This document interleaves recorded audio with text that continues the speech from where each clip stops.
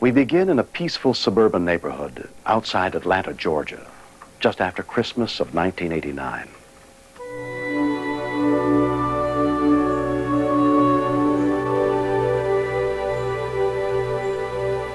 When I started crying and screaming, I didn't know what to do. The pressure of saving a child, for some reason, that is a big pressure. It was going over and over again in my mind that he was going to die.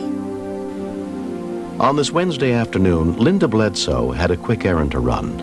She left her 10-year-old daughter, Michelle, in charge of her 3 younger kids. Fred, you know what to do. They told Michelle just to put in a tape in the VCR for the 2 little ones so that they wouldn't be under her feet in her room. She had chores to do.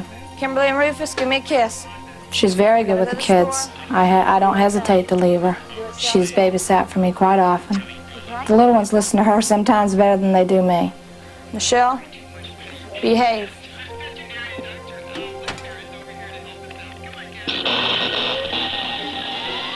To help keep her little brother and sister entertained, Michelle decided to open one of her Christmas presents, a new videotape.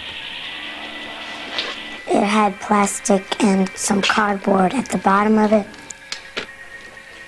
I couldn't get it open, so I told Kimberly to go into the kitchen to get a butter knife.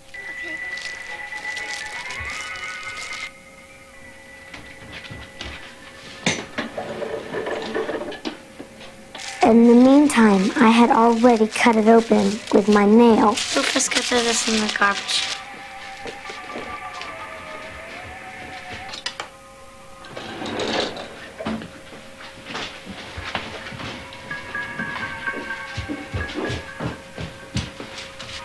It ended up being a very sharp knife, and I just told her to go put it back.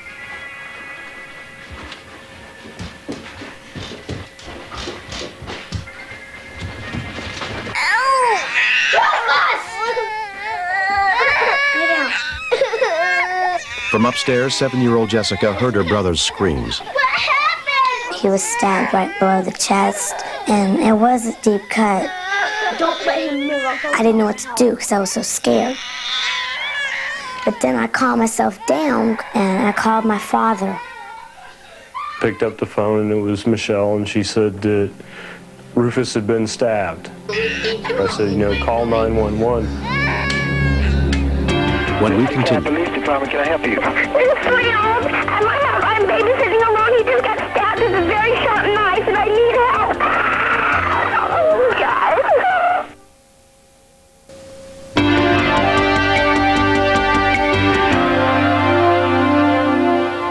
When 4-year-old Kimberly accidentally stabbed her little brother in the stomach with a knife, the responsibility for what to do rested with their 10-year-old sister, Michelle. You have emergency 911. Her call came into dispatcher Russell Jones. This 3-year-old at my house. I'm babysitting alone. He just got stabbed with a very sharp knife, and I need help. Oh, God. Is this an apartment complex, ma'am, or a house? No, it's a house. It's a house? You say he got stabbed? Excuse me? You said he got... Ma'am, listen, I need you to talk to me and not talk to that person. Listen, you say he got stabbed? Yes, it is a very sharp knife, and I need help. I don't know where my mother is. I called my father. He's at work, and he's on his way. I'd only been in the 911 system for a month and a half. And so when this call came in, I didn't think I was ready for it. Oh, God, I am so scared. How old is he? He is, I think 3, and he'll be 4 in February. Okay, ma'am, keep himself down as best you can. What's your last name? My last name is Bledsoe. Bledsoe? Yes. She said one child had been stabbed by another child. So I understood that it was an accidental thing. An ambulance already in the field was dispatched to the scene. Okay, man, we have somebody on the way. They'll be there as soon as possible. I'm sorry, it's getting worse. Keep him calm, man. You gotta keep him calm. We have somebody on the way. He'll be there as soon as possible. Stay calm, you guys. Stay calm. He'll be all right, I think. But you can't scream at him and tell him to be calm. You gotta try to calm down so that you can help him calm down, okay? Okay, Kimberly, go get his blanket. Kimberly ran upstairs into his room. She knows exactly where his blanket is. Jessica just kept him company, holding his hand real tight, going, Daddy will be home as soon as he can. I was scared to death that he might die.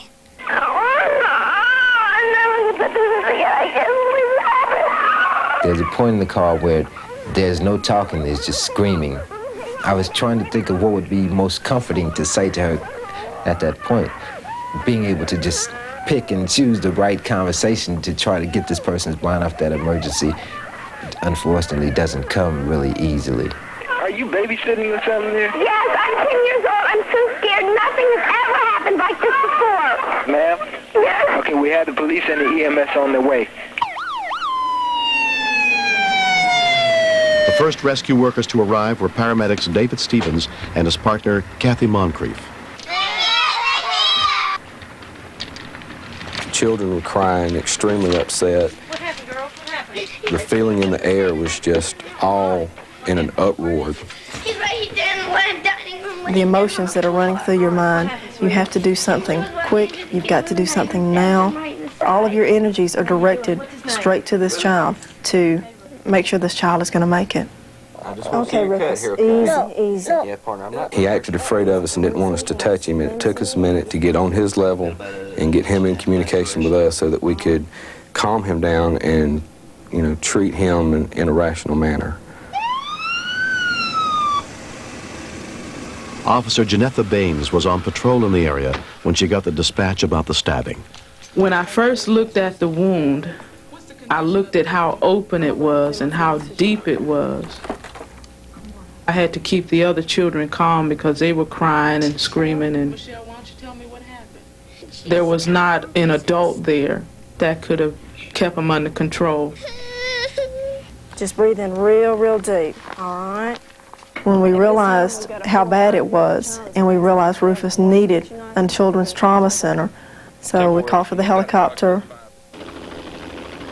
Police officer Jay Rosdick was patrolling DeKalb County from the air when he got the call.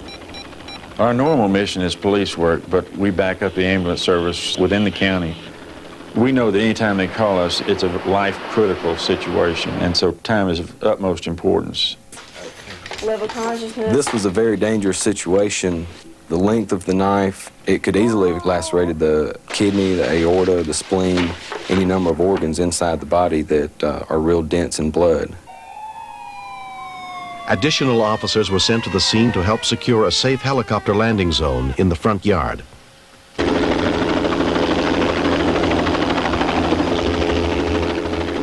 I could look down and see the ambulance and police cars, so I knew the exact location.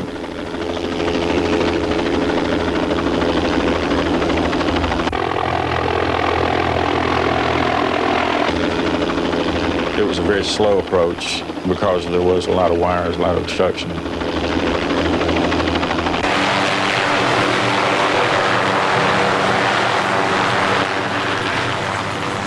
Within 5 minutes, the helicopter was on the scene.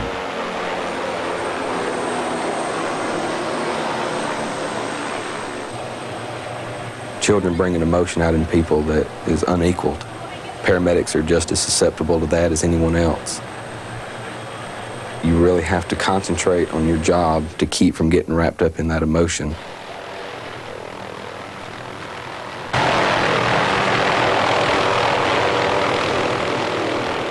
Rufus had already been airlifted out by the time his father and mother got home.